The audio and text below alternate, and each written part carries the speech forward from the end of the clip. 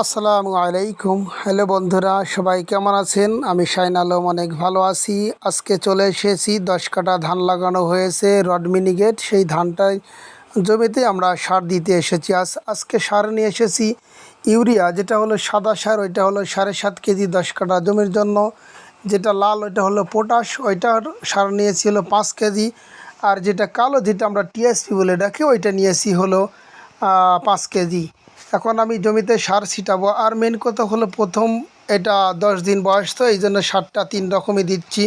Urea 7.5 KG, potash হলো আপনার 5 KG, TSP হলো 5 কেজি। সাথে দানা দিতে বলছিল, না দিয়ে একটু সমস্যাই হলো, কারণ দানাটা দিলে ভালো হয়। জমিতে যদি চিরা থাকে তাহলে কিন্তু ওই চিরার কারণে আপনার ধানের যে নতুন কুশি গোড়ায় বের হয়, ওইটা কিন্তু নষ্ট করে দেয় শিকড়। এই জন্য দানাটা দিবেন, সাথে যারা ধানের প্রথমে সার দিবেন, যেহেতু আমি পরে বারে দানাটা দিয়ে দেবো। যাই হোক, সাথে যাদের ধানটা একটু বাড়ে কম, তারা হিউমিকও দিতে পারেন। আপনি সারের সাথে, ইউরিয়া সারের সাথে 2 কেজি, ইউরিয়া সারের সাথে 1/2 কেজি 10 কাঠা জমিতে হিউমিক বাজারে বললেই আপনি পেয়ে যাবেন। যাই হোক, ধানে এখন সার দিচ্ছি। সার দেওয়ার আমি 4টা দিন পর আবার হলো মই দেওয়ার জন্য প্রস্তুত। মানুষে পাখি জমিত মই দেয়, আর আমি হলো ধানের জমিত মই দিব। হ্যাঁ, যা শুনছেন তাই। মানুষ যে পাকা জমিতে মই দেয়, অনেকেই বলে না কোথায় কোথায় কাঁচা জমিতে, কিন্তু আমি ধান কাঁচা আগে।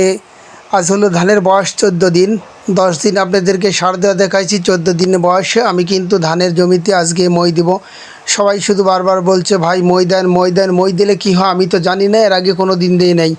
একজন বলল যে মইটা দিলে ধানের আপনার হলো মাজা ভেঙে যায়, ওই নিচে তিনি আবার নতুন করে কুশি হয়, ধানের সোপটা নাকি বেশি হয়, অর্থাৎ নতুন কুশি বের হয় বেশি। এই জন্যে মইটা দিতে আজ চলে এসেছি। আর আমার ভিডিওটা করছে আমার ছেলে। এখন মইটা টানা যে কী যে কষ্ট, মইটা এত পরিমাণ ভার। আমি ভেবেছিলাম হয়তো একটা কোলার গাছ দিয়ে একটু ভালোভাবে মাজাটা ধানের ভেঙে দেবো, কিন্তু দেখলাম মইটাই প্রচুর ভার। দেখতেই পাচ্ছেন আমি একা মানুষ। এটা হলো পট টিলারে যেটা থাকে, সেই মইটাই কিন্তু নিয়ে এসেছি, অনেক ভার। ওই ছোটো ছোটো করে লোহা দেওয়া আছে, এই জন্যে নাকি ভার বেশি হয়েছে। যাই হোক, আমি এখন মইটা দেওয়ার পর আপনাদেরকে পরে বলছি যে আসলে মইটা দিলে কি হয়।